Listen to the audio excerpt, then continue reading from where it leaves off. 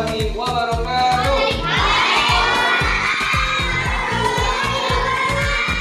Alhamdulillah. Coba biar tidak terlalu stres. Tepuk 1, tepuk 2, tepuk 3, tepuk 4, tepuk 4, tepuk 5. Terima kasih. Duduk, siap, gerak. Nah, baiklah anak-anak. Hari ini kita akan membuat keyakinan kelas. Sudah tahu keyakinan kelas? Nah, dulu mungkin kita pernah buat yang namanya kesepakatan kelas. Hari ini kita akan membuat keyakinan kelas. Untuk lebih mudahnya, ayo luapkan semua emosi kamu tentang peraturan-peraturan yang ada di sekolah dan peraturan yang ada di kelas. Pak Guru kasih contoh ya. Yang pertama,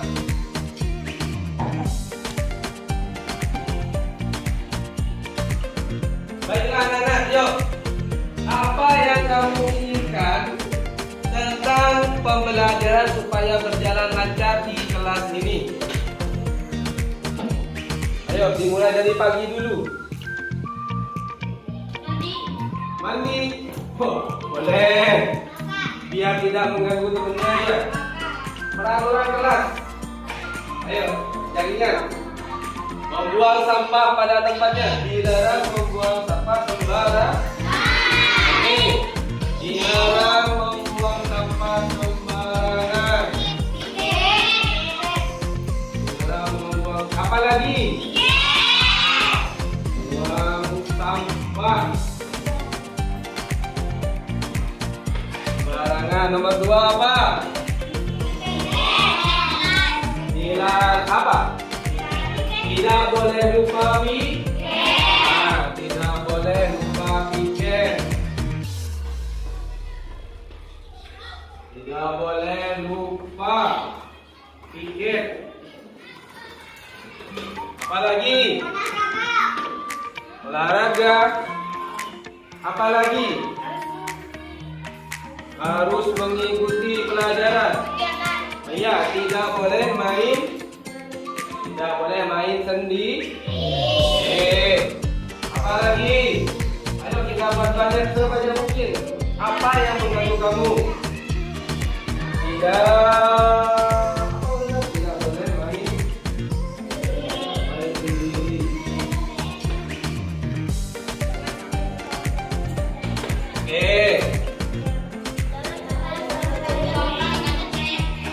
Jangan sampai lupa mengerjakan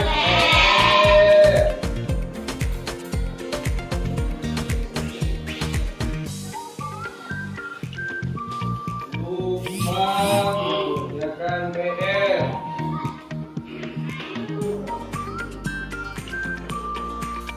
Ya, apa lagi? Datang.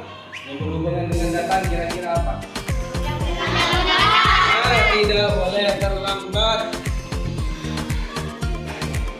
Tidak boleh terlambat. Ya, ketika masuk ke baik ketika pagi jam 7 ataupun setelah istirahat. Pak Guru sering lihat ya. Apakah kamu senang ketika ada guru mengajar di sini? Yang kedua, ya sudah mengajar tiba-tiba enak-enak ngajar, tok ada yang telat karena masih makan di mana Pak Guru? Di belakang ikan itu. Apakah boleh terlambat seperti itu? Tidak boleh, berarti tidak boleh terlambat ini semuanya ya. Baik datang dari rumah ke sekolah maupun ketika bel istirahat. Sepakat? Oke, tidak boleh terlambat ini semuanya ya. Nomor 6. Apa lagi? Apa lagi?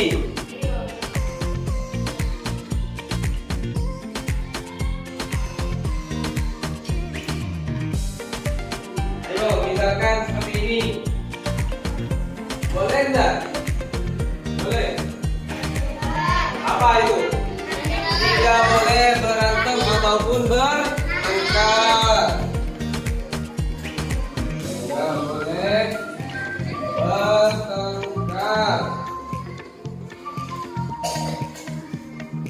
Oke.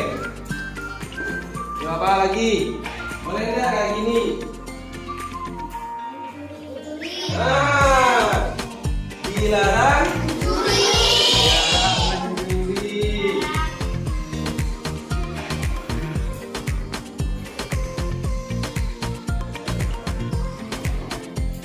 8. Apa yang kalian butuhkan anak-anak?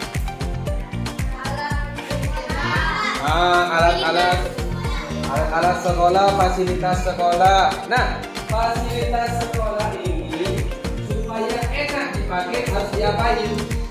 Harus diapakan? Betul, dijaga dan dirawat. Dilarang merusak, betul sekali. Fasilitas sekolah.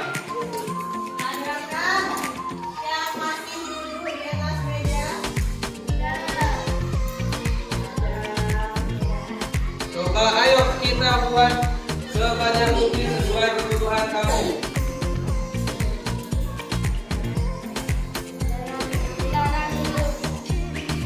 Dilarang duduk di atas bangku.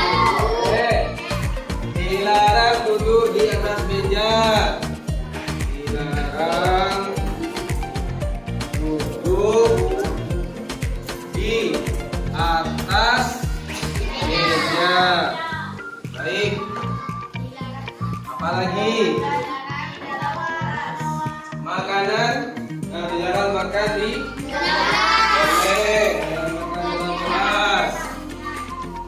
makan dalam kelas.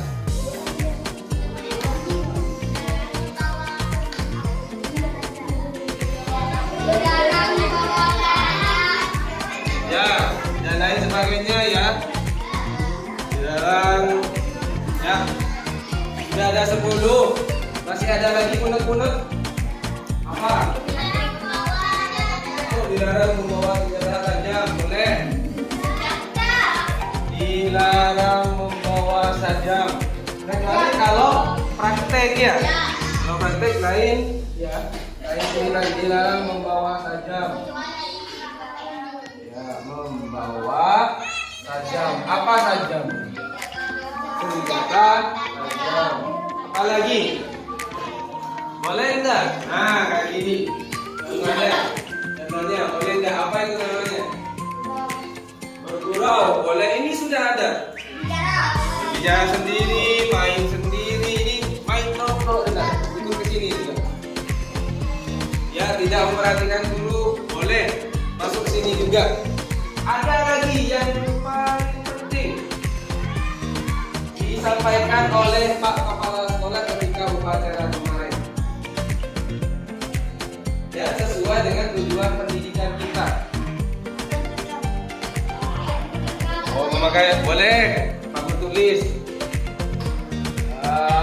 Ya, memakai atribut lengkap. Oke. Nah, pintar sekali, betul. Siapa namanya? Nah, terima kasih Mas Gufron, Mas Aulia. Ya, betul katanya Mas Aulia barusan, bahwasanya kita semua itu dilarang membuli.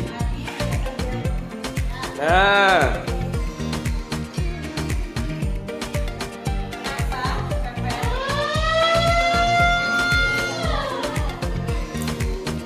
dilarang membuli, betul.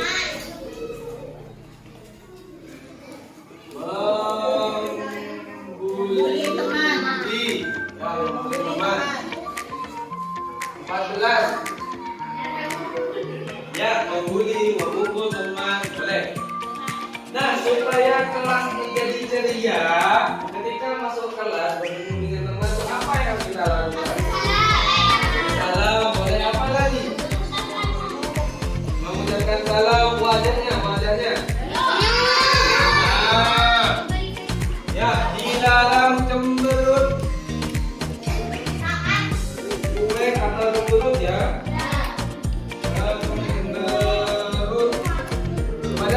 nih? Teman. Kalau guru udah apa? Udah boleh jadi kepada teman ataupun nah, termasuk di sini kalau dia tidak cemberut berarti dia mengucapkan berarti wajahnya oke. Apakah cukup atau masih ditambah? Apakah cukup? Oh tidak, ya sama. Ini masuk ke sini ya. Dilarang mana barusan merusak fasilitas. Oke, terima kasih. Kamu sudah aktif untuk sekali ya. Baik, sudah sepakat ini peraturan sekolah. Nah, dari peraturan ini kita ubah menjadi keyakinan kelas. Coba yang nomor 1 pertama, dilarang membuang sampah sembarangan. Menjadi kalimat yang lebih enak lagi gimana? Membuang sampah pada tempatnya, bagus sekali. Membuang sampah pada tempatnya. Sambil Pak Guru menulis, kalian boleh juga merancang kata-kata yang ada di bawah ini menjadi keyakinan kelas.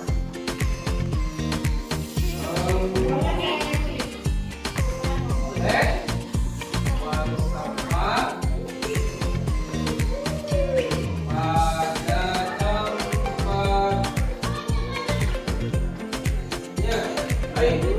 Nomor 2, kira-kira tidak boleh lupa piket.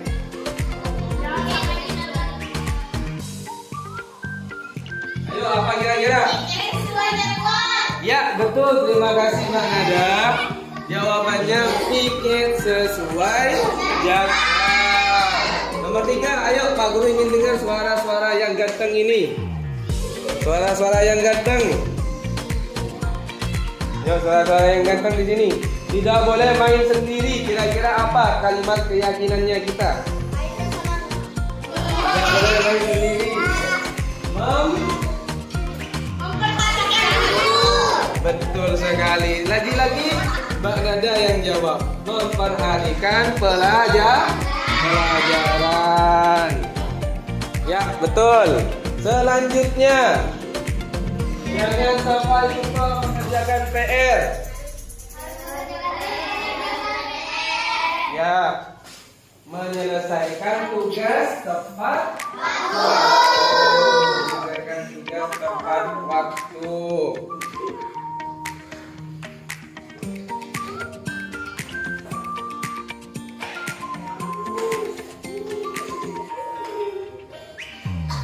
Nah, selanjutnya anak-anak, suara yang ganteng ini tidak boleh terlambat apa? Ya, betul sekali. Datang atau masuk kelas tepat waktu. Sambil Bu Guru menulis, kalian boleh membaca di bawahnya itu, kemudian merancang kalimat keyakinan.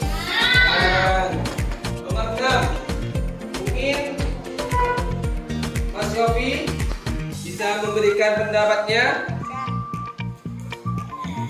Nah, Mas Yofi, tidak boleh bertengkar.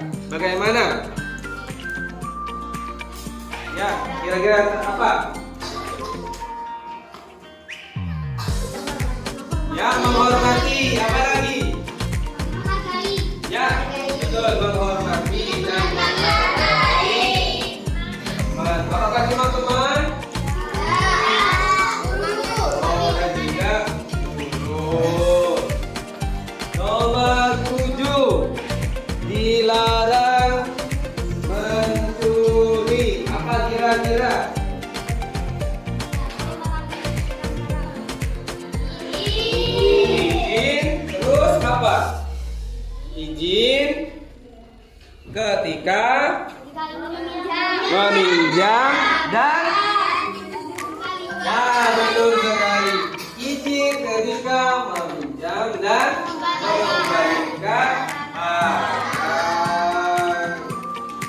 Ya, berapa sekarang? Wah, kelas 4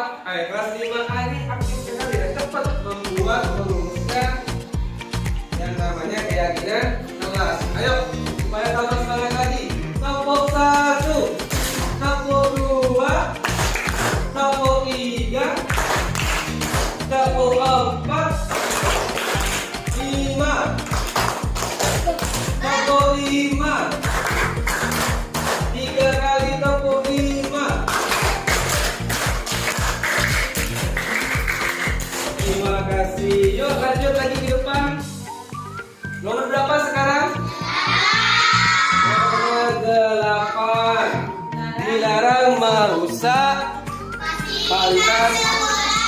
Ayo, apa kira-kira perkataan yang tepat? Ya, betul. Memelihara. Ya, memelihara, merawat,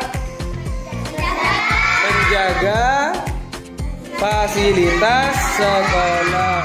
Coba di sini siapa bisa menyebutkan apa saja fasilitas sekolah? Ya, bangku, meja, papan tulis.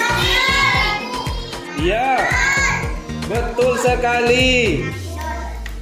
Ya, dan lain sebagainya. Nomor berapa sekarang?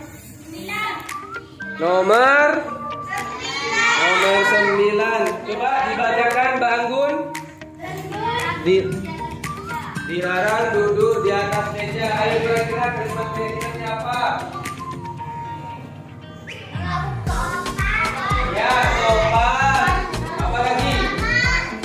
Ya, sopan, ramah.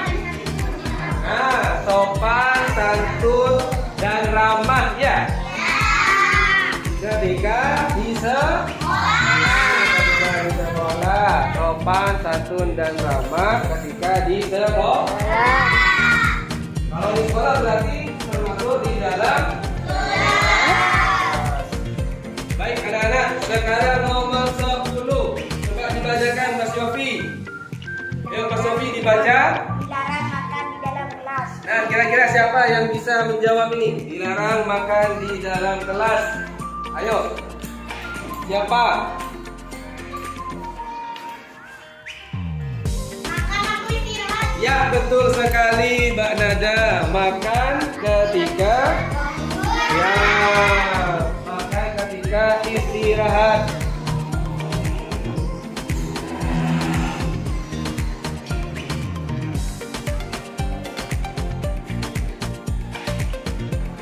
Sudah selesai? Oh, masih ada ternyata. Ada nomor 11.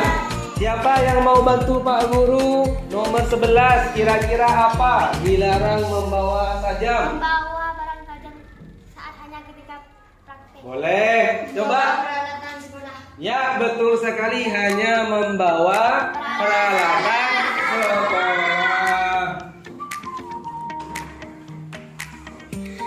Nah, sekarang nomor 12. Ya, nomor 12. Memakai atribut lengkap. Apa kira-kira? Ya, betul ya. Ternyata tepat itu ya. Memakai atribut lengkap.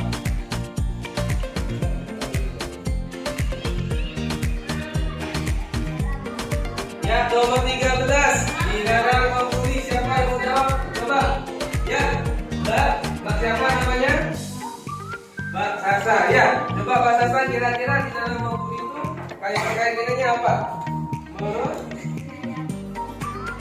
Masya Allah. Tepuk tangan untuk Mbak Sasa. Menyayangi bersama teman. Dan terakhir nomor 14. Dilarang cemberut kepada teman dan guru. Apa jawabannya? Ya, senyum. Apa lagi? Ya, betul, senyum. Apa sebelum setelah senyum apa? Apa itu namanya? Apa? Ya, memberi salam. Sebelumnya itu ada. Lah, betul sekali Mbak Mas Khairul. Senyum, sapa, salam ketika bertemu.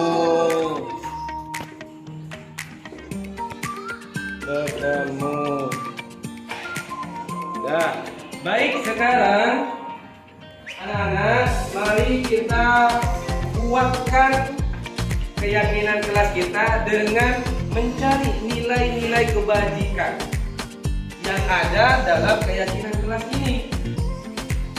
Tahu nilai kebajikan?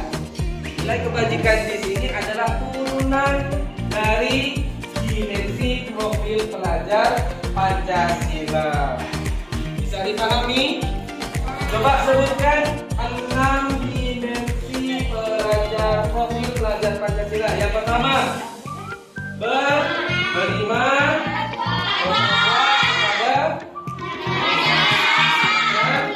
berharap mulia.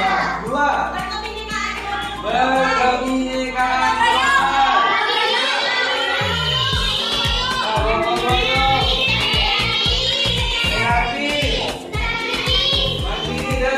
benar, itu semua adalah dimensi profil pelajar Pancasila.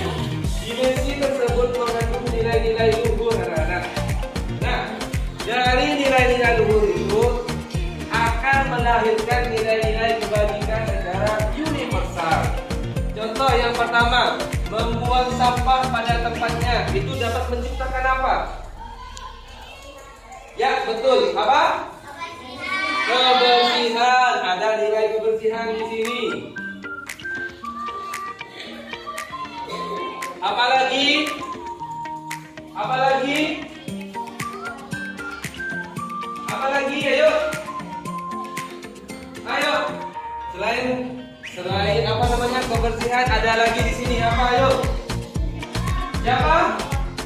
Tanggung jawab. Coba Mas siapa berdiri? Mas Dio, sip. Terima kasih Mas Dio. Jawabannya betul, yaitu tanggung jawab. Nah, apakah ada lagi di sini? Membuang sampah pada tempatnya. Apa itu? Ketika kita menjalankan sesuai keyakinan kita, maka kita termasuk orang yang disiplin. Mas siapa? Mas, coba berdiri Mas. Coba katakan lagi apa nilainya? Mas itu apa? Keyakinannya Mas. Nilai luhurnya adalah apa Mas? Ya, disiplin. Baik. Jawab apa ya anak-anak? Oh, belum sampai ke sini. Jadi Pak Guru tidak bisa memberikan restitusi kepada kalian. Masih belum ya. Nah, sekarang bikin sesuai jadwal. Nah, apa ini? Kebersihan boleh, karena sudah ada. Pak Guru tidak tulis lagi ya. Kewajiban boleh. Sekarang nih kewajiban. Ya, kewajiban. Kebersihan ada kewajiban. Apa lagi? Mungkin sama. Apa? Barusan? Siapa yang jawab? Mbak Ayu ya? Boleh Mbak Ayu berdiri Mbak Ayu? Ayo. Coba sebutkan dengan lantang Mbak Ayu. Apa barusan nilai luhurnya? Ayo apa? Barusan siapa yang jawab? Ayo coba. Apa barusan? Ya betul, gotong royong. Karena piket ini kan bersama ya anak-anak. Ya, gotong royong. Nah, apalagi di sini? Apa saja yang ada di dalam piket ini? Kalau waktunya piket. Nah, siapa yang termasuk orang yang apa itu? Yang ketika kita ini hari Selasa pikirnya saya harus pikir apa namanya itu. Ya betul. Ada lagi ya apa? Disiplin. Karena sudah ada tidak perlu tulis lagi. Sudah betul. Nomor 3, memperhatikan pelajaran. Nilai luhur apa di sana? Akhlak mulia boleh. Aku tulis ya. Akhlak mulia. Ketika Pak Guru di sini mengajar, ya, terus kalian memperhatikan Pak Guru, kamu bisa kan? Bicara sendiri itu kamu bisa, tapi kamu karena titik-titik ke Pak Guru, maka kamu memperhatikan Pak Guru. Apa namanya itu? Ayo apa? Ya, memperhatikan. Apa lagi? Kenapa memperhatikan? Karena mendapatkan ilmu boleh. Nah, sebelum selain itu apa? Nilai kebajikannya apa? Ya boleh belajar. Apa lagi? Ayo, semangat terus anak-anak. Yang belakang. Ayo apa? Ayo apa? Mentaati. Boleh mentaati. Tapi itu bukan peraturan. Ayo yang lain, yang lebih sesuai dengan hati kalian. Ayo apa? Kira-kira apa anak-anak?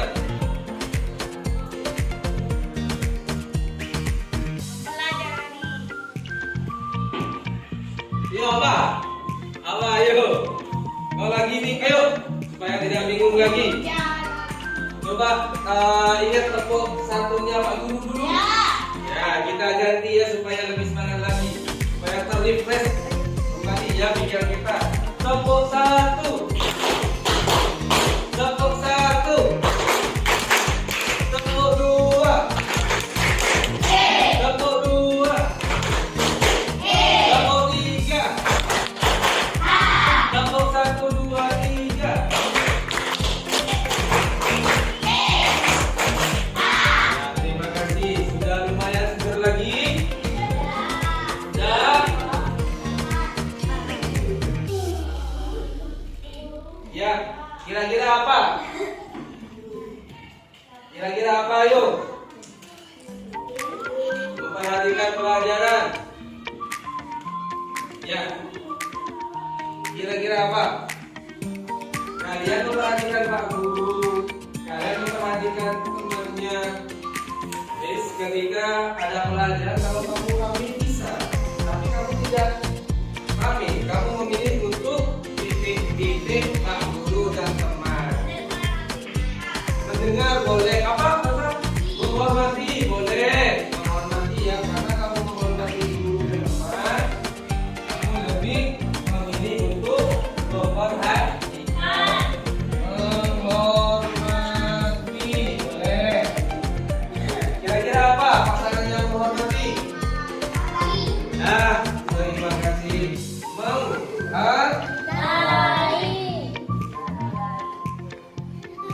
Nah, nomor 4, menyelesaikan tugas tepat waktu termasuk apa? Termasuk apa? Apakah? Oh ya betul, disiplin. Ada lagi? Adakah yang baru? Tanggung jawab. Betul sekali ya.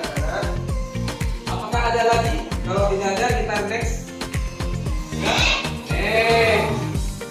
Datang dan masuk kelas tepat waktu. Ayo. Disiplin boleh. Apalagi betul itu Mbak Nada. Apalagi? Selain disiplin, dia harus datang tepat waktu. Ya, karena saya memiliki keyakinan kelas yaitu datang dan masuk tepat waktu. Yang kewajiban boleh. Apalagi? Ada disiplin, ada kewajiban, ada apa lagi? Apa lagi? Ya, terakhir adalah tanggung jawab. Ini adalah keyakinan kelas kita yang kita sepakati bersama. Betul? Apakah ini keyakinan kelas kita yang kita sepakati bersama? Ya, sudah. Sampai di mana ya? Nomor 5. Sekarang nomor 6, menghormati dan menghargai teman dan guru. Ya, di sini sudah ada nilai kebajikannya, sudah terpampang. Sudah terpampang ya.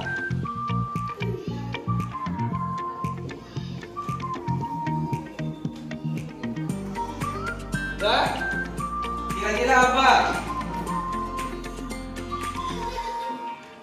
Kira-kira apa? Ayo anak-anak.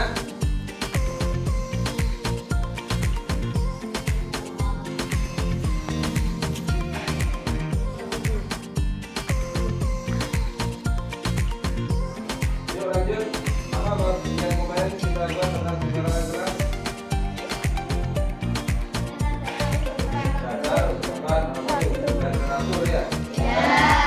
Bahasanya yang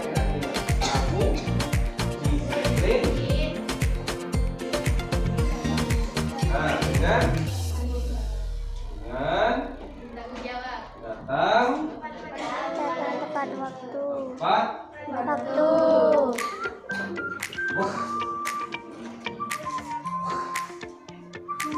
coba bersama-sama. Aku disiplin dengan datang tepat waktu. Tepat. 3. Kemarin suaranya apa? Apa kira-kira kedengarannya yang nomor 3? Berarti sudah dirangkum ya. Selanjutnya orang yang memperhatikan pelajaran berarti dia apa nilai kebajikannya? Menghargai, menghormati ya. Kira-kira gimana? Dan memperhatikan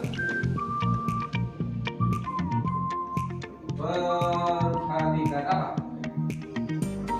Memperhatikan apa? Pembelajaran.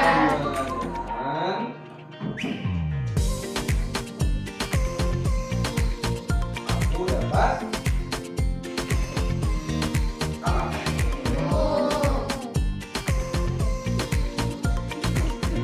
Sikapnya apa ya? Nilai kehormatan atau nilai kebajikan apa? Aku dapat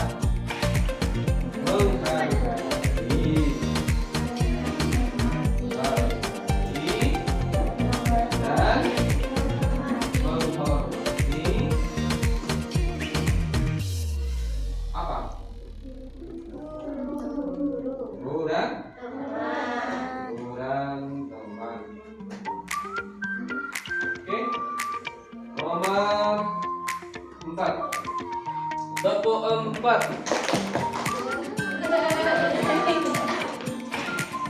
Tepuk, lihat ya ini Roni tepuk 1, tepuk 2, tepuk 3, tepuk 4, tepuk 4, tepuk 5, tepuk 1, tepuk 2, tepuk 3, tepuk 4, tepuk 5, 3 kali tepuk 5.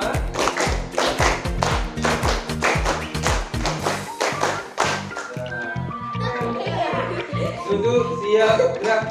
Oke, kembali ke papan. Nomor 4. Kira-kira apa? Kira-kira kelas yang kita sepakati bersama? Jin. Berarti orang yang jin itu orang yang lemah.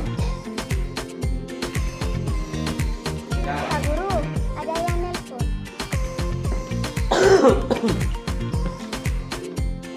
Tanya Agus dah. Kira-kira izin ketika meminjam dan mengembalikan. Orang yang izin berarti dia tuh kira-kira apa?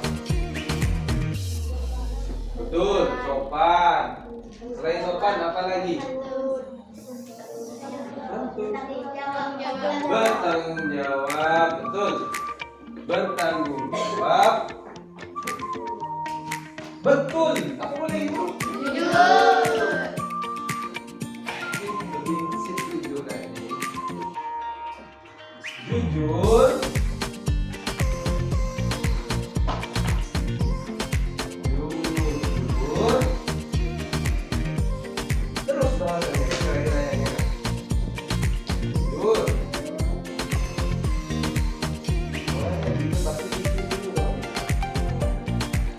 Jujur dan bertanggung jawab. Bertanggung jawab. Ada. Jujur. Jujur dan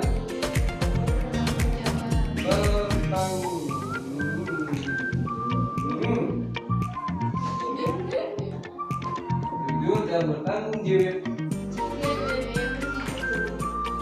atas apa? Ya betul apa? Nah,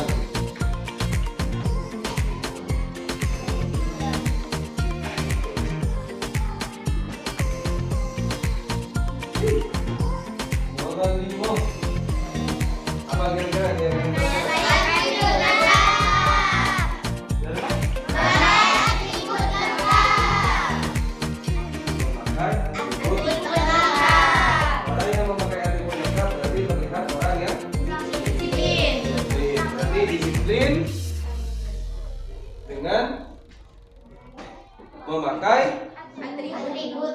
ini di sini ditambah. Aku disiplin dengan apa? Dengan DTG PPT. Lalu dan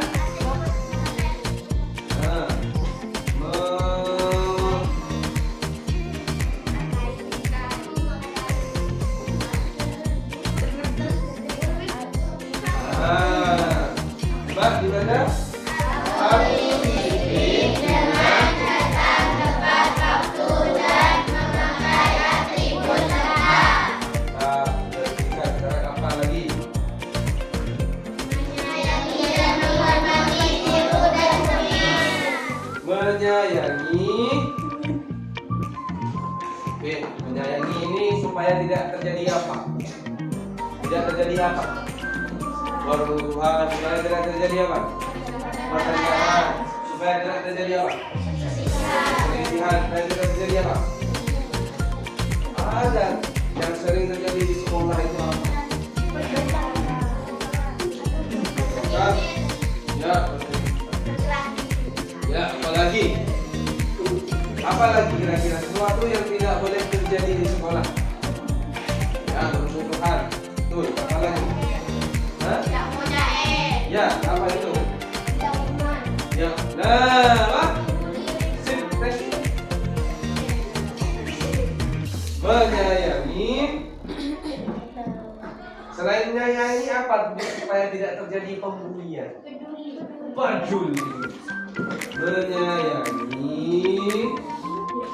dan peduli.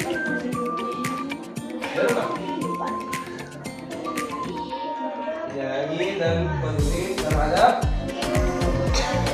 teman apa kepada teman? Kepada guru dan oke, sudah selesai? Dapur 5, 6. Berteman dengan siapa saja bisa masuk ke sini. Menyayangi dan peduli, ya bisa masuk sini. Apa lagi? Selanjutnya. Berapa? Oke, masuk sini ya. Perilaku sopan dan santun. Dengan senyum sapa sabar. Oke. Makan di waktu istirahat. Apa maksudnya makan di waktu istirahat itu? Ayo kan? Kan.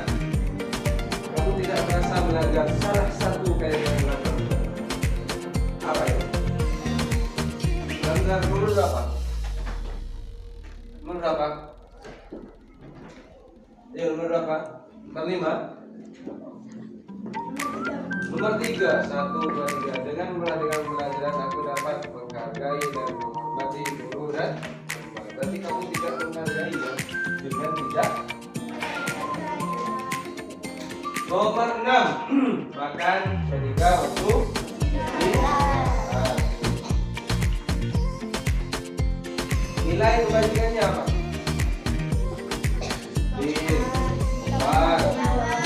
Tanggung jawab. Apa lagi? Oke, aku dengan makan ketika waktu istirahat. Makannya di mana? Oke, jadi aku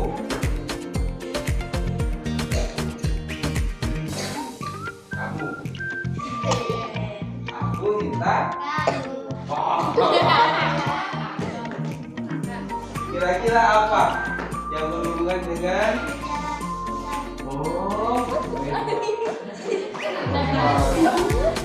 Hah? Ya, cinta lingkungan. Lingkungan itu apa lagi? Lingkungan, terus lanjut. Lingkungan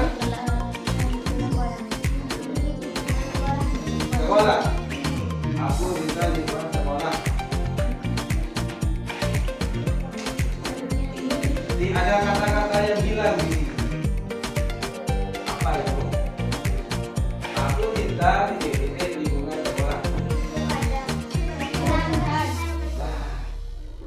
Nice. Gimana penghapusnya?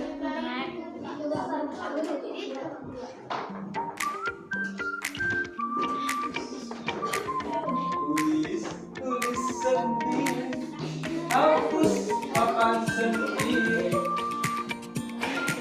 Bagi tidak nasibku jadi gugur. Aku cinta kebersihan.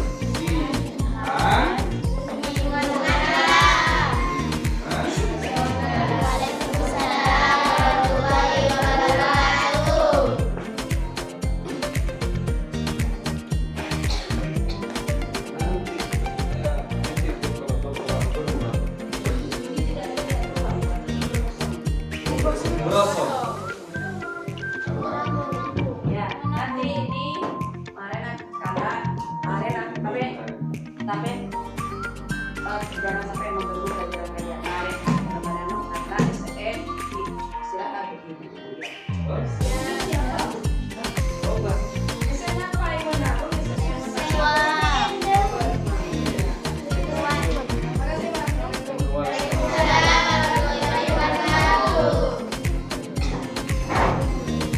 Tepuk semangat.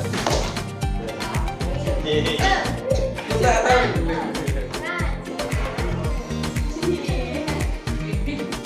Satu, oke. Dua, yes. Tiga, semangat. Bisa?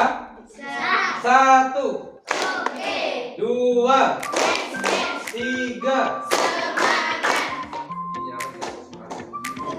Ini apaan po tepuk lagi kok? Ya.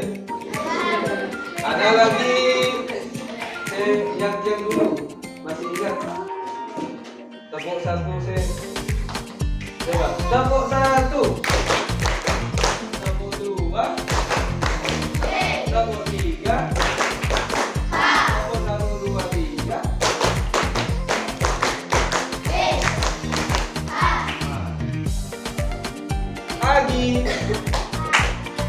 Pagi, sore,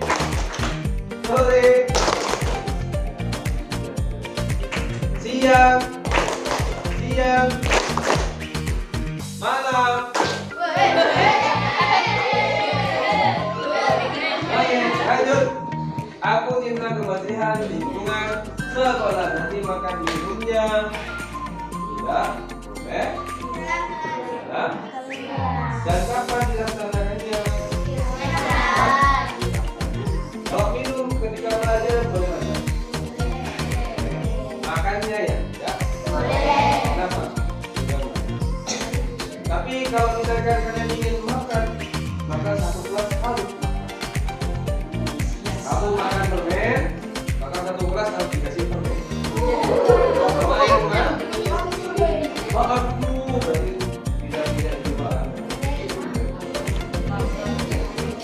Menyayangi dan pada guru dan sama pada guru. Nanti beli Pak Guru. Ya, nomor selanjutnya. Merawat dan menjaga Atau ada apa? merawat dan menjaga Ya, betul.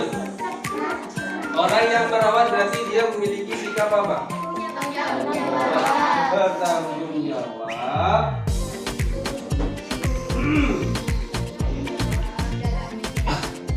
Jawab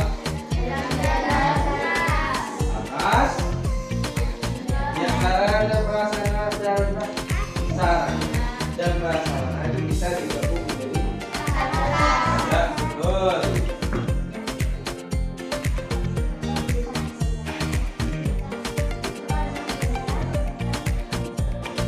Nah, nomor 8 dan bisa di sini ya. Bisa enggak? Orang yang membuang sampah pada tempatnya berarti dia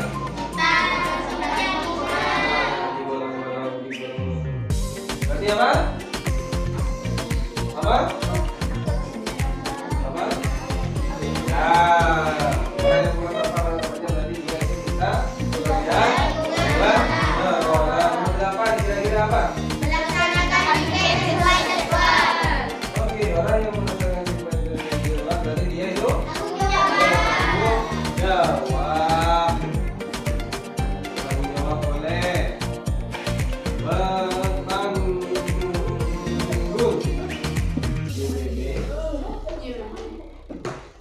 apa? Bertanggung jawab atas apa? Atas boleh dimasukkan lagi membersihkan atas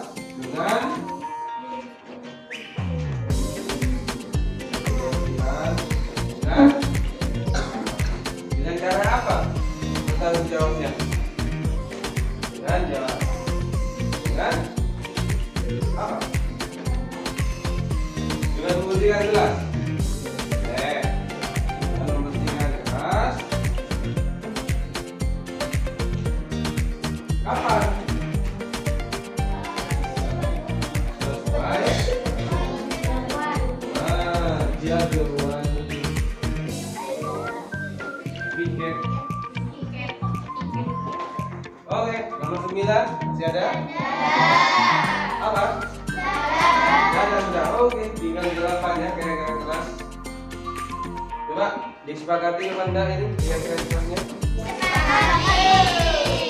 Boleh kalian ketik, bisa ketik atau minta ke bukan atau bukan minta tolong bu, ketikkan bu, ya atau buat seperti itu. Buat postan seperti itu, tulis yang tidak jelas 1, 2, 3 dan seterusnya. Terus bawahnya juga dikasih misalkan poster lain berbagi apa mulai kebajikan universal. Apa saja adalah kebajikan universal? Sopan,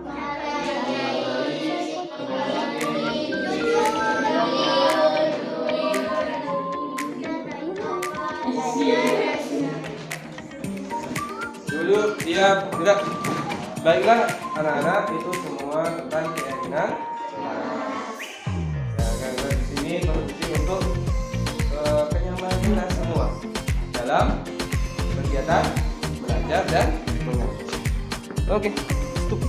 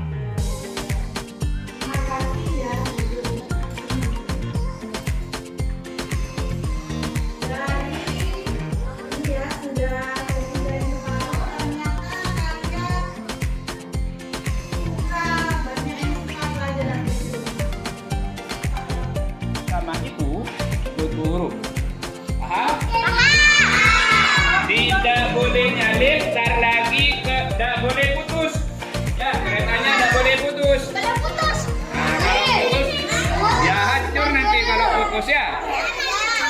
Oke ya. Kemudian tar lagi ya, berbaris seperti kereta sambil menyanyikan lagu yang seperti barusan. Oke, ya, kita mulai ya. Dari si kelompok ini dulu, kemudian ini, ikutan dulu ya. Tar lagi masuk ke kelas sambil menyiapkan paspor yang sudah dipelajari barusan. Oke, yuk, 1, 2, 3, yuk. Naik.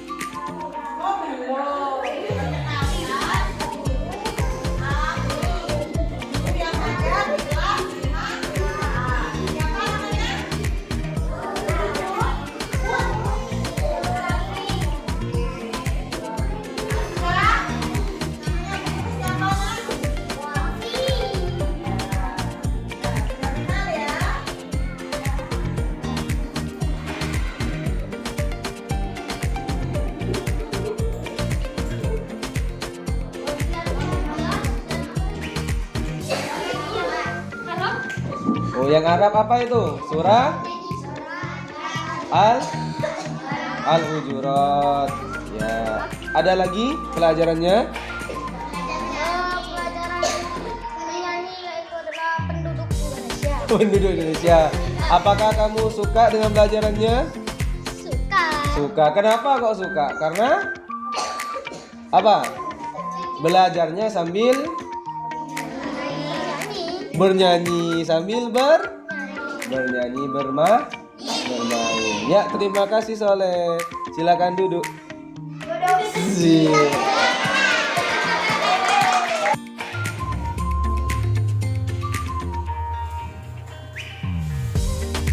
Assalamualaikum warahmatullahi wabarakatuh. Baik. Salam bahagia untuk kita semua.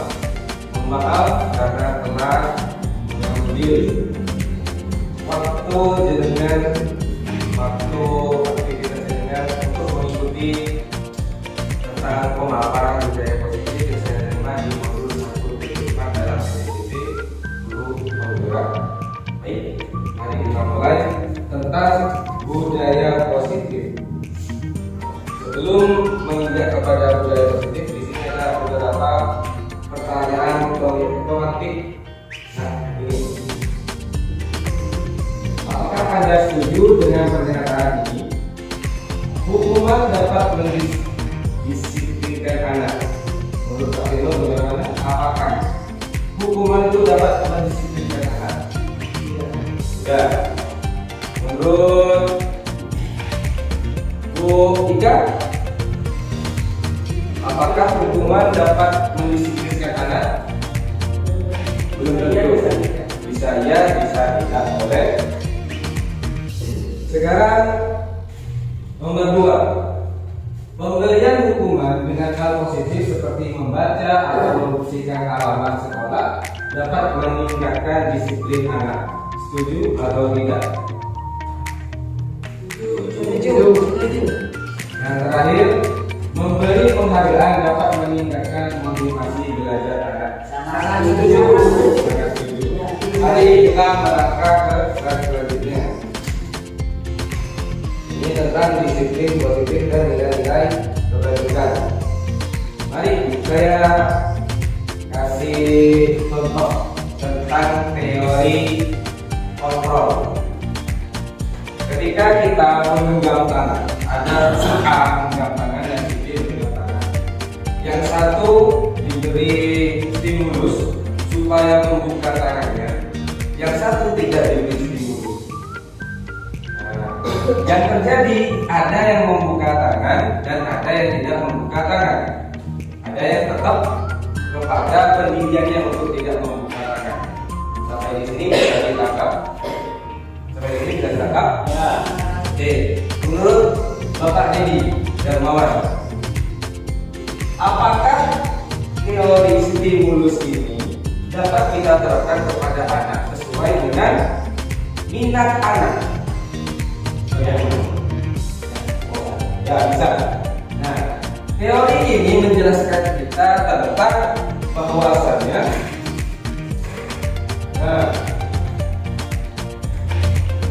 teori paradigma kontrol. Kalau di dalam modul 1.4 ini ya, kita diberi penjabaran bahwasannya stimulus respon itu masih terbatas.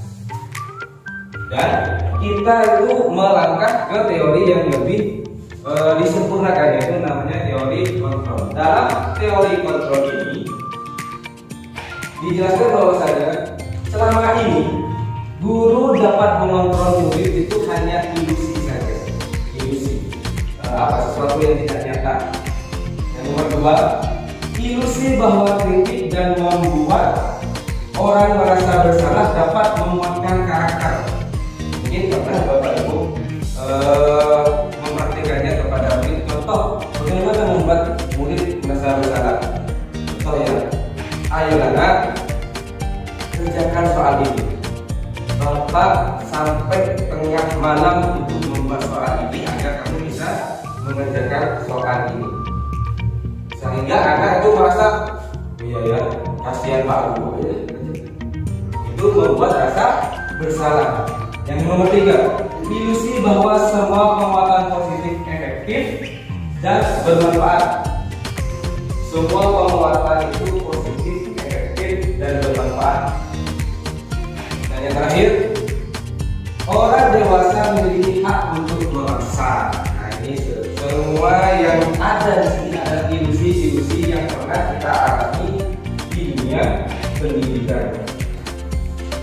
Nah, ini perbandingan antara teori kontrol dan stimulus respon.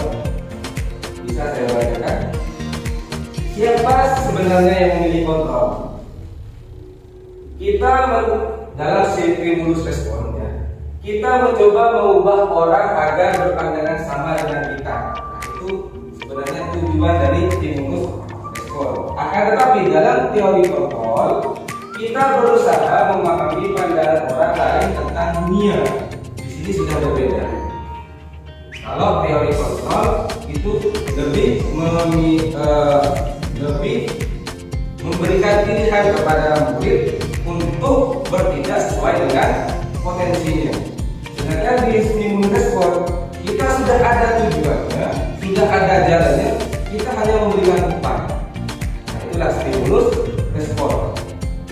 Dalam stimulus respon, perilaku buruk dilihat sebagai suatu kesalahan. Akan tetapi di dalam teori kontrol, semua perilaku itu memiliki tujuan. Nanti akan berkembang di sini ya, teori kontrol itu akan berhubungan dengan yang namanya 5 kebutuhan dasar manusia. Contohnya bertahan hidup dan lain sebagainya. Supaya kita bisa mencari tahu ketika murid melakukan kesalahan A, itu kenapa kok bisa melakukan kesalahan A? Apakah ada salah satu dari 5 kebutuhan dasarnya yang tidak terpenuhi? Seperti itu. Berhubungan tentang teori kontrol.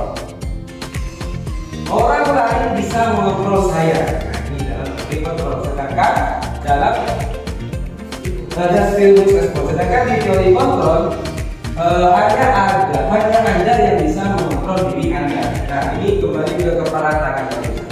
Sebenarnya orang yang memberikan stimulus barusan itu tidak berkuasa akan diri Anda. Tetap yang berkuasa itu adalah diri sendiri. Walaupun kita dipengaruhi seperti apa dari luar, kalau kita tidak mau atau kita tidak termotivasi dari dalam diri kita, maka kita tidak akan membuka manfaat kita. Nah, pemaksaan ada pada saat tujuan atau tujuan yang gagal. Sedangkan di dalam teori kontrol, kolaborasi dan konsensus menciptakan pilihan-pilihan baru. Dan yang terakhir ini, yang paling mendasari antara teori stimulus respon dan teori kontrol. Model berpikir menang kalah. Kalau dalam stimulus respon, ketika kita memberikan stimulus kepada murid dan tidak bisa memenuhi stimulus yang kita berikan, maka kita anggap murid itu tidak berhasil atau gagal. Sedangkan kalau dalam teori kontrol itu modelnya menang-menang. Ini berhubungan dengan praktek nanti segitiga restitusi.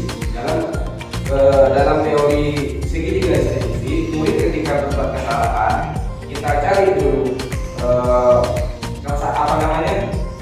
5 kebutuhan dasarnya yang tidak terpenuhi. Kemudian kita stabilkan status dari anak itu walaupun sudah berbuat salah, seperti tidak apa-apa berbuat salah. Manusia itu tidak ada yang sempurna. Contoh, setelah itu, setelah memvalidasi kesalahan, setelah menstabilkan status, kita memvalidasi kesalahan. Apa yang kamu perbuat barusan, apakah sudah benar dengan kepribadianmu, dengan nilai kebajikan universal atau dengan nilai kebajikan secara umum? Nah, itu memvalidasi kesalahan murid. Dan terakhir adalah ketika sudah memvalidasi kesalahan, maka kita menanyakan keyakinan kelas. Untuk sementara sudah ada beberapa kelas yang memiliki keyakinan kelas, termasuk di sini. Yang 4 sudah, Mas 5 sudah, Mas 6 sudah ya. Lanjut.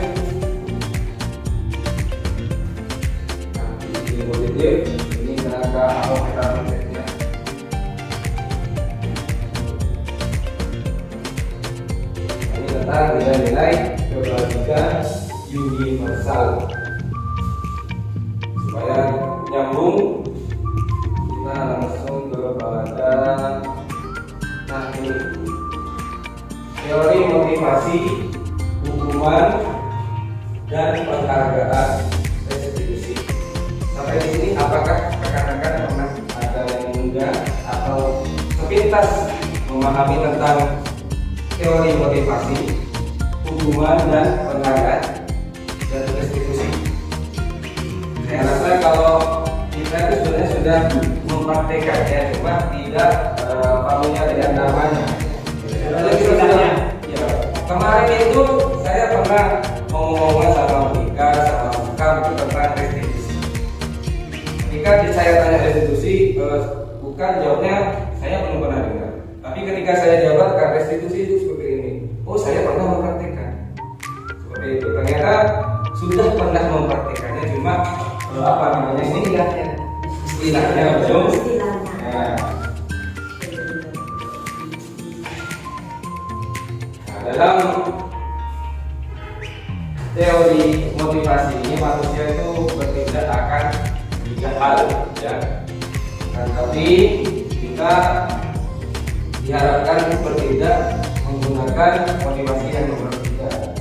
Yang pertama, motivasi eksternal untuk menghindari ketidaknyamanan atau hukuman apa yang akan terjadi apabila saya tidak melakukannya.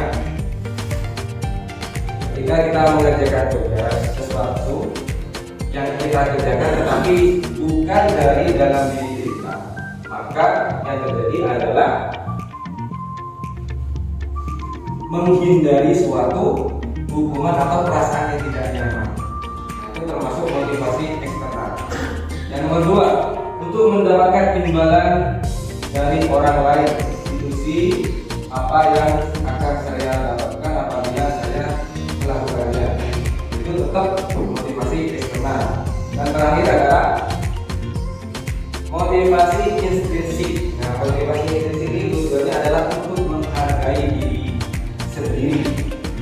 Saya akan menjadi orang yang seperti apa bila saya melakukannya. Itu motivasinya dari dalam diri. Ketika kita mengajar, tujuannya itu untuk menghargai diri kita sendiri. Contoh, kenapa saya tetap datang tepat waktu walaupun tidak pernah ditegur sama kepala sekolah, tidak pernah diberi hukuman oleh kepala sekolah. Tujuannya apa? Mungkin jawabannya 1, disiplin. 2, menjadi tauladan bagi murid. Itu belum cukup. Tujuannya adalah untuk menghargai diri sendiri. Itulah motivasi institusi. Nah, ini sesuatu wejangan yang diberikan oleh Bapak Pendidikan kita, Haja Dewantara. Menurut Haja Dewantara, merdeka itu artinya tidak hanya terlepas dari perintah, akan tetapi juga cakap membuat perintah atau cakap memerintah diri sendiri. Nah, ini kembali ke bagusan motivasi intrinsik, motivasi yang berasal dari dalam diri sendiri. Nah, sekarang tentang restitusi. Baiklah rekan-rekan, bisa dibaca. Restitusi adalah proses menciptakan kondisi bagi murid untuk memperbaiki kesalahan mereka, sehingga mereka bisa kembali kepada kelompoknya dengan karakter yang lebih kuat. Restitusi ini erat hubungannya dengan yang namanya hukuman konsekuensi, dan di atasnya adalah restitusi. Jadi, ketika kita memberikan hukuman kepada murid, biasanya hukuman itu bersifat sementara dan tidak dapat menimbulkan motivasi intrinsik pada diri anak. Contoh, hukuman itu biasanya bisa dikatakan semena-mena. Ketika murid dalam belajar agama, misalkan murid datang terlambat terus saya suruh cari lapangan, itu hukuman apa konsekuensi? Ayo kira-kira. Ada murid yang terlambat untuk masuk kelas agama, terus saya suruh kamu lari lapangan 3 kali. Itu hukuman apa konsekuensi? Kalau menurut kamu?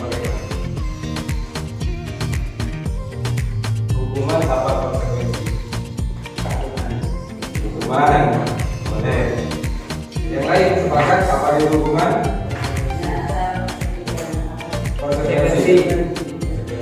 Nah, sekarang kita contoh kasus kedua. Pak Sinul mengajar olahraga. Ketika murid datang dan terlambat, Pak Sinul menyuruhnya untuk lari lapangan juga sama 3 kali. Apakah yang dilakukan Pak Sinul itu hukuman atau konsekuensi? Apakah konsekuensi atau hukuman? Hukuman. Berbeda. Apa yang saya lakukan itu benar, itu namanya hukuman karena tidak sesuai dengan apa yang saya ajarkan. Sedangkan untuk Pak Sinul itu bukan hukuman, itu namanya konsekuensi karena Pak Sinul memang mengajar di bidang olahraga seperti itu, rekan-rekan. Nah, ciri-ciri restitusi. Restitusi di sini bukan untuk menebus kesalahan, namun untuk belajar dari kesalahan. Ketika murid melakukan kesalahan, apa yang akan kamu lakukan untuk menebus kesalahan kamu? Bukan ya. Apa yang akan kamu lakukan agar kamu bisa menjadi pribadi yang lebih baik? Itu contohnya. Contoh perkataan dalam restitusi, bukan untuk menebus kesalahan. Yang kedua, memperbaiki hubungan. Yang dimaksud memperbaiki hubungan di sini antara murid satu dan muridnya lain ketika bertengkar. Atau kita ambil topik bertengkar dengan Alif. Terus topik sama Alif dipanggil sama-sama ke kantor. Kemudian ditanyakan, Topik, kenapa kamu bertengkar dengan Alif? Topik menjawab, Alif mengolok-olok saya Pak Guru. Nah, terus tanya ke Alif, kenapa kamu bertengkar sama Topik? Karena Topik merobek kancing baju saya. Nah, untuk memasuki tahap restitusi di sini, agar memperbaiki hubungan tidak cukup dengan meminta maaf, maka Topik harus melakukan apa kira-kira? Ya, bertanggung jawab dengan memperbaiki baju ya. Tapi di sini ketika Topik tidak bisa menjahit, nah ini, ketika Topik tidak bisa menjahit, apa yang dilakukan dulu? Guru tidak boleh menjahitkan. Tapi ya betul. Tapi guru bisa memberikan ilmu menjahitnya kepada Topik. Ini yang disebut dengan memperbaiki hubungan, sehingga Topik bisa menjadi anak atau pribadi yang lebih baik. Nah, barusan ya belajar dari kesalahan. Selanjutnya bisa dibaca tentang restitusi. Cara keyakinan kelas. Restitusi itu tidak lepas dari yang namanya keyakinan kelas, karena di tahap terakhir, tahap nomor 3 untuk melakukan restitusi, maka guru harus melakukan keyakinan kelas. Tentang keyakinan kelas. Mengapa tidak peraturan saja? Kenapa keyakinan kelas? Tetap ada yang memberikan pendapat. Berarti mungkin kenapa kok tidak peraturan keras? Kenapa harus keyakinan keras? Kenapa? Bersifat memaksa. Ah, betul. Kalau menurut Bu Afi bagaimana? Kenapa harus keyakinan? Kenapa kita tulis saja peraturan? Kan sama saja kok. Sama dengan jadi. Oke.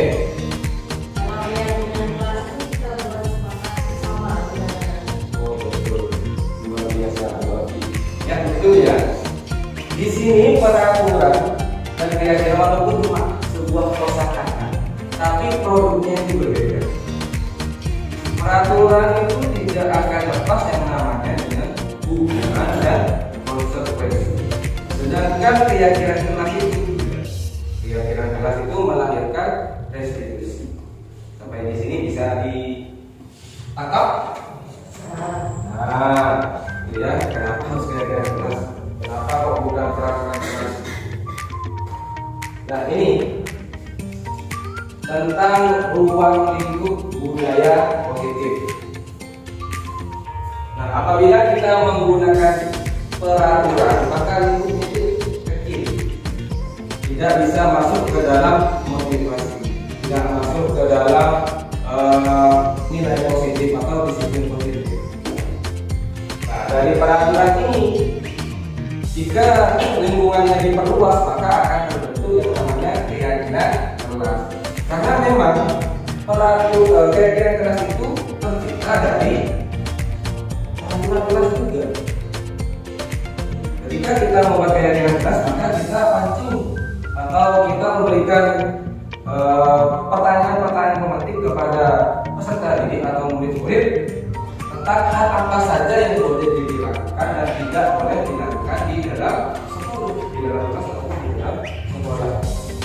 Nah, dari keyakinan kelas itu akan membentuk lingkungan yang positif. Diharapkan dapat membentuk keyakinan yang positif.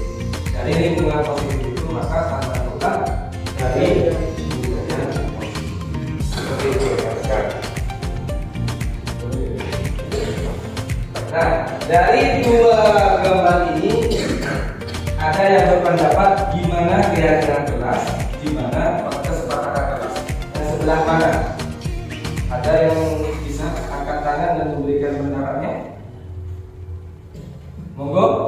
Kalau menurut Pak Budi, di sini ada kolom A dan kolom B, Pak Budi.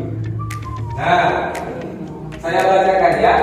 Kesepakatan kelas. Jadi di sini juga tulisannya kesepakatan kelas. Di sini tulisannya kesepakatan kelas. Yang berbeda isinya. Ini yang kolom A atau yang banner A. Datang tepat waktu, mengucapkan salam, menjaga kebersihan sekolah. Saya baca dari sini. Menjaga kebersihan sekolah. Berdoa sebelum sudah belajar, aktif dalam pembelajaran, lahir terdidik. Sedangkan di kolom B, saya bantu baca kesepakatan kelas juga. Yang pertama, kami guru dan murid yang saling menyayangi. Nomor 3, kami murid yang semangat belajar. C, kami murid yang peduli dengan teman-teman. Bahasanya beda, tapi sama-sama kesepakatan kelas. Nah, sekarang coba yang mana peraturan kelas atau kesepakatan kelas, yang mana keyakinan kelas? Kolom mana? Kolom A atau kolom B? Menurut rekan-rekan? Kolom B keyakinan kelas. Kolom B keyakinan kelas. Kalau menurut Pak Sendo, yang lain? B juga. Apa yang menjadi poin atau tolak ukur dirinya rekan-rekan memilih kolom B sebagai keyakinan kelas? Melibatkan semua. Olahan kata kami dan semua. Seperti itu. Nah, bedanya antara kolom A dan kolom B di sini. Di kolom B itu mencantumkan nilai kebajikan. Nilai kebajikan yang ada di kolom B adalah saling menyayangi, semangat, dan peduli. Sedangkan di sini tidak tercantum. Tapi ini kalau kebajikan ini menjadi dirubah menjadi keyakinan kelas, bisa saja. Datang tepat waktu, mengucapkan salam, kira-kira bentuk kalimat keyakinan kelasnya itu seperti apa? Datang tepat waktu. Nilai kebajikan apa yang ada di sana? Disiplin. Selain disiplin apa lagi? Tanggung jawab, boleh. Maka bahasanya akan kami guru dan murid disiplin beserta tanggung jawab terhadap waktu. Sama-sama kesepakatan kelas, tapi di sini adalah peraturan kelas dan ini adalah keyakinan kelas. Tuh, saya rasa nanti rekan-rekan bisa mempraktekannya untuk menciptakan atau merumuskan keyakinan kelas masing-masing. Nah, ini langkah-langkah definisi.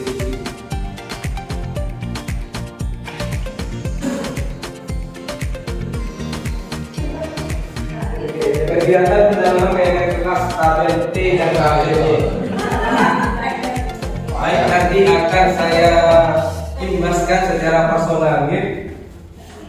Soalnya ini pembelajarannya tidak cukup 1 jam ketika saya diberikan tabel T dan tabel Y. Itu dimulai ketika roka jam 7 baru selesai jam 12 untuk membahas tabel T dan tabel Y. Tapi ini tujuannya tetap kok tentang kira-kira tentang tabel Y juga penting. Sementara ini tabel Y, sementara adalah tabel T. Didukung oleh penghargaan, bahasanya seperti didukung oleh penghargaan. Jadi kami dalam guru penggerak memberikan penghargaan di sini itu hanya pada satu orang. Ketika dalam pembelajaran kami tidak merekomendasikan kembali kepada itu. Nanti murid akan ketergantungan kalau tidak ada penghargaan maka motivasinya tidak akan tumbuh. Maka timbulan penghargaan dapat menurunkan kualitas, penghargaan mematikan kreativitas, dan penghargaan mengurangi motivasi. Jadi kata itu ya, pembelajaran dapat membangun motivasi sehingga peserta didik itu sadar dan termonitor sendiri oleh motivasinya, bukan karena membersihkan contoh membersihkan sampah ketika dilihat gurunya. Itu berarti motivasi intrinsiknya masih belum tertanam atau tidak. Bentuk program kebajikan apresiasi. Dalam memberikan apresiasi atau pengakuan perlu diingat beberapa hal. Beri pengakuan secara khusus, beri pengakuan secara pribadi, beri pengakuan kepada semua murid kemudian beri pengakuan secara konsisten atau fokus pada proses. Ini masih berhubungan dengan yang berkaitan tentang penghargaan dan motivasi intrinsik. Ketika kita ingin memancing atau memunculkan motivasi, ini yang harus dilakukan secara khusus, secara pribadi kepada semua murid, konsisten dan sabar akan prosesnya, karena motivasi itu tidak akan bisa kita perlu yang namanya konsistensi. Konsistensi apa? Istiqomah. Tindakan dulu. Ini contoh tindakan dulu. Saat ini saya cukup dulu itu jawabannya. Mencatat 100 kali di dalam buku kalimat, saya tidak akan terlambat lagi karena terlambat ke sekolah. Itu hukuman. Sudah? Ini bentuk-bentuk hukuman dan konsekuensi. Perbedaan antara hukuman dan konsekuensi. Kalau konsekuensi itu masih ada hubungan dengan tindakan yang murid perbuat. Ini kita lihat mengganti kertas tugas teman yang telah dicoret keren, itu konsekuensi, bukan hukuman. Saya ini dulu bisa memberikan pertanyaan ini hukuman apa? Sampai di sini bisa ditangkap hukuman dan konsekuensi.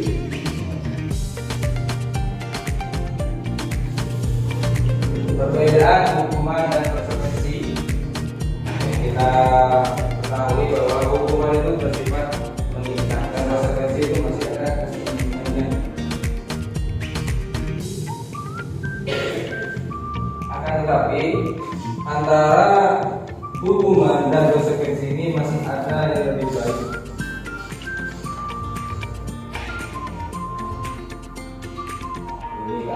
Ini penjelasan tentang restitusi.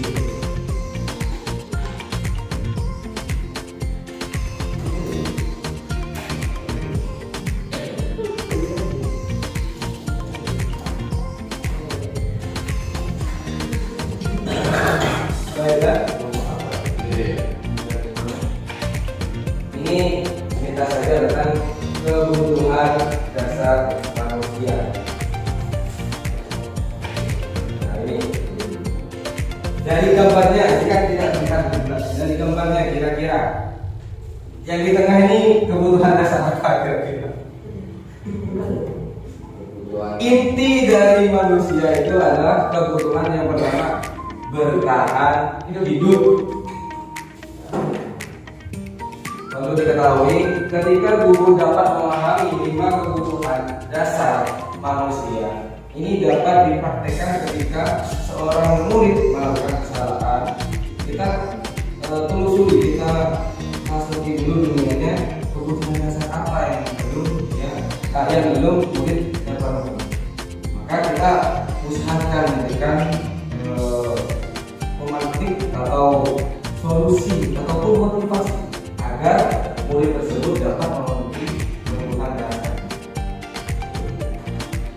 Di antara kebutuhan dasar itu ada ini, murid itu perlu kasih sayang dan diterima.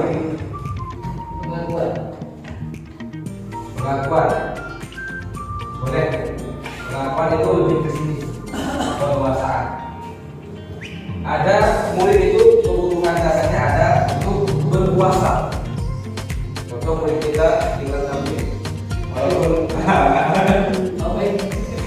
dia itu selalu memperhatikan kebutuhan dasarnya agar selalu dipenuhi penguasaan. Kalau kelas nanti ada juga yang kecil ini.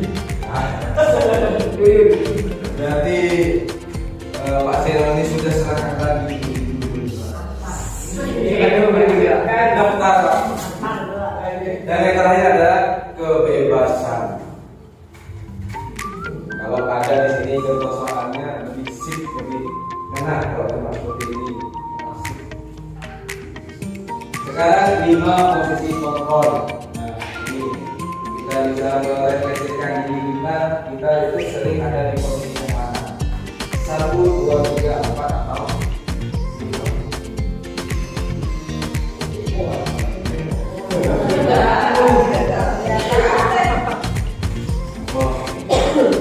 Ya, saya bacakan saja. Yang pertama, posisi pertama, guru sebagai penghubung. Di sini kalimatnya, di sini biasanya sifat guru penghubung itu ya kalimatnya menghardik, keras, nada apa? Nada tinggi, penghubung. Dan kalau penghubung itu murid tidak diberikan kekuasaan apapun, kamu gini, tidak ada waktu untuk membela diri. Nah ini guru dengan posisi penghubung. Dan yang kedua, selanjutnya di atasnya penghubung. Penghubung itu paling bawah. Di atasnya penghubung adalah guru pembuat rasa bersalah. Ini posisi penghubung dulu. Ketika murid tidak mau mengerjakan soal atau ketika murid bicara sendiri, guru pasti bilang, masa ada kasihan kepada bapak? Bapak kalau ketahuan dari luar nanti dipanggil kepala sekolah, dimarahin dulu. Sehingga murid merasa bersalah. Di atasnya lagi, nah ini yang saya alami sendiri dan saya pernah tuangkan ke dalam forum diskusi di PBB, yaitu guru sebagai teman. Bayangkan saya sebelum tahu 5 posisi kontrol itu, teman adalah posisi paling bagus seorang guru, dapat mengayomi, dapat bersama, seperti seolah-olah setara dengan murid. Dan murid, kalau kita posisi teman, murid bisa lebih terbuka ketika ada sesuatu hal yang salah atau suatu permasalahan, murid itu lebih terbuka menyampaikan kepada guru. Akan tetapi posisi teman teman di sini itu tidak direkomendasikan karena akan menimbulkan sifat murid yang ketergantungan kepada guru tersebut. Apabila guru tersebut misalnya tidak atau tidak mengajar di kelas itu, maka murid motivasi untuk belajarnya pasti akan berkurang. Bahkan ada yang tidak mau belajar, maunya sama guru.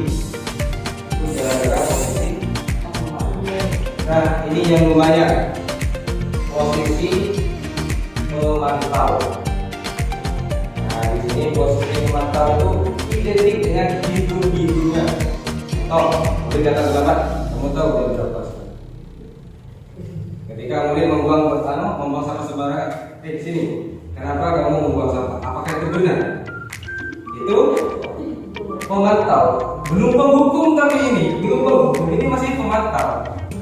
Kalau penghukum beda. Kamu salah. Nah itu penghukum, ini pemantau, tidak cuma prinsipnya itu hitung-hitungan. Ketika ada A maka sesuai dengan A, itu pemantau. Dan yang terakhir adalah manajer. Nah, manajer ini adalah posisi kontrol guru yang paling direkomendasikan. Di sini guru dapat membimbing murid sesuai dengan minatnya, sesuai dengan bakat, sesuai dengan potensi. Dan apabila murid melakukan kesalahan, guru sebagai manajer di sini tidak akan melakukan menghukum, tidak akan membuat murid merasa tidak nyaman dengan perasaan bersalah atau membantu murid. Sudah tidak apa-apa nanti Pak Guru bantu, itu tidak. Tapi manajer di sini mengembalikan murid yang awalnya berperilaku salah itu bisa setara dengan temannya yang tidak melakukan salah. Contohnya seperti ini. Ketika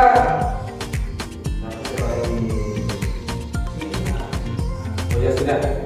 Ketika si A, ya, ada kelompok A, B, C, D dan si A.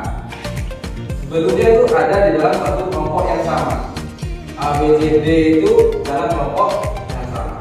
Akan tetapi si A melakukan kesalahan, sehingga si A itu dikucilkan atau tersisih dari kelompok yang barusan. Ya, kelompok B, C, D itu. Maka guru yang memposisikan dirinya sebagai manajer maka akan membantu si A dengan cara menanyakan keyakinannya, dengan cara memvalidasi kesalahannya, dengan cara menstabilkan identitasnya agar murid tersebut dapat kembali ke kelompoknya dengan kekuatan yang lebih. Kalau misalnya tentang apa namanya dirobek, nah dari robek kan kembali lagi ke kelompoknya. Jadi sudah badannya sudah bagus, sudah kembali rapi. Topik barusan dari berbuat kesalahan, dia itu tidak punya ilmu. Setelah membuat kesalahan, kembali lagi ke kelompoknya, tapi dalam keadaan yang lebih kuat, lebih baik. Itulah cara guru di dalam teori, di dalam posisi kontrol manajer. Ini pernyataan. Contoh pernyataan di sini ya. Misalnya saya ke kampus juga. Yang agak jauh. Saya kecewa dengan kamu. Itu kira-kira posisi kontrol apa? Saya kecewa sama kamu. Karena saya agak jauh dari itu. Pembuat rasa bersalah. Berarti posisi kontrol nomor 2. Nah ini jangan sampai ya. Kamu tidak pernah belajar. Masa diajari gini saja tidak tahu. Itu guru dengan posisi kontrol menghukum. Nah ini yang menurut saya awalnya adalah baik, ternyata tidak direkomendasikan, yaitu posisi teman. Saya dulu pernah, bukan pernah, tapi sering. Ayolah, lakukan demi Bapak. Ya, lagi, kita tahu Bapak. Saya tidak mau bantu Pak. Itu ternyata posisi kontrol teman yang tidak direkomendasikan. Nah ini pemantau. apakah kamu mau mendapat stimulan ini? Ketika pemantau itu selalu ada jual ada beli, lebih kepada giring-giringan. Ketika murid itu misalkan tidak semangat dalam belajar, maka di sana guru menjual agar murid mau semangat, maka guru menjual apa kira-kira? Ketika murid kurang semangat belajar, maka guru biasanya menjual apa? Ya, apa? Menjual nilai.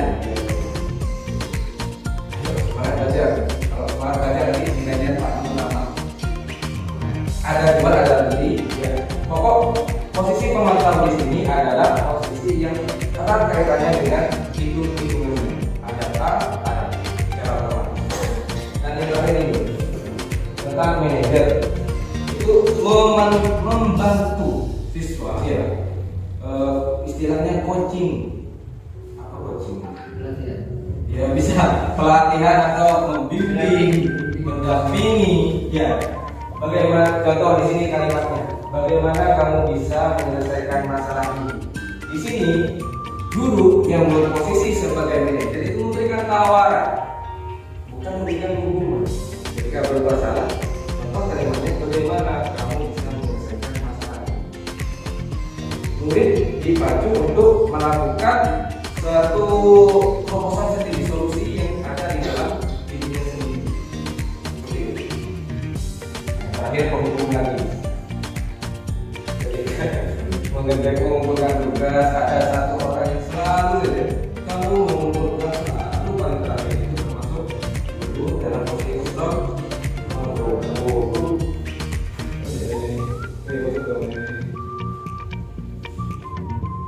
Baik, terakhir yaitu segitiga restitusi. Rekan-rekan, dalam segitiga restitusi itu ada langkah-langkah yang tidak bisa dihapus, selalu berkelanjutan atau selalu erat berkaitannya. Yang pertama yang harus dilakukan dulu adalah ketika murid melakukan kesalahan, kita dalami atau kita pakai atau pertama kita lakukan adalah menstabilkan identitasnya. Kita tahu setiap orang yang melakukan kesalahan pasti ada rasa tidak nyaman. Itu kita stabilkan dulu. Contoh perkataan atau kata-kata yang dapat menstabilkan identitas murid. Setiap orang pasti pernah melakukan kesalahan. Atau kamu bukan satu-satunya yang pernah melakukan ini. Itu dapat mengembalikan murid statusnya atau identitasnya menjadi stabil. Setelah menstabilkan, maka dari sini memvalidasi kesalahan. Memvalidasi kesalahan. Cara memvalidasi kesalahan itu dengan menanyakan contoh. Kamu tentu punya alasan mengapa kamu melakukannya itu. Nah, maka murid biasanya akan menjawab, tadi itu Pak, kok seperti itu? Ya, itu Pak. Jadi murid itu secara tidak sudah mengakui kalau dia melakukan kesalahan. Adakah cara yang lebih efektif untuk mendapatkan apa yang kamu butuhkan? Contoh ketika murid itu menyontek, maka kita lakukan pertanyaan, adakah cara yang lebih baik? Kenapa harus menyontek sih? Terus yang terakhir adalah menanyakan keyakinan kelas atau menanyakan keyakinan pribadi atau menanyakan keyakinan sekolah.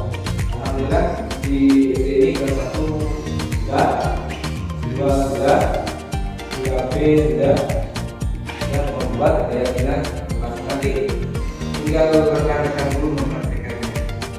Jika murid bermasalah, maka inilah tidak harus dengan hukuman, tidak harus dengan membuat murid merasa bersalah ataupun membantu murid sehingga murid itu menjadi ketergantungan kepada guru dengan berposisi sebagai teman.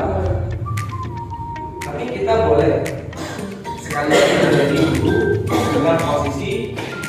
memantau sesuai dengan instruktur yang instruktur BPD berikan kepada kami, yaitu sekali kita menjadi pemantau. Tapi yang pasti yang kita harus menjadi dulu Era kita menanti berseri, kita belajar lagi dengan tanya jawab. kita bernafas dalam sila-silanya. Ada yang ditanyakan?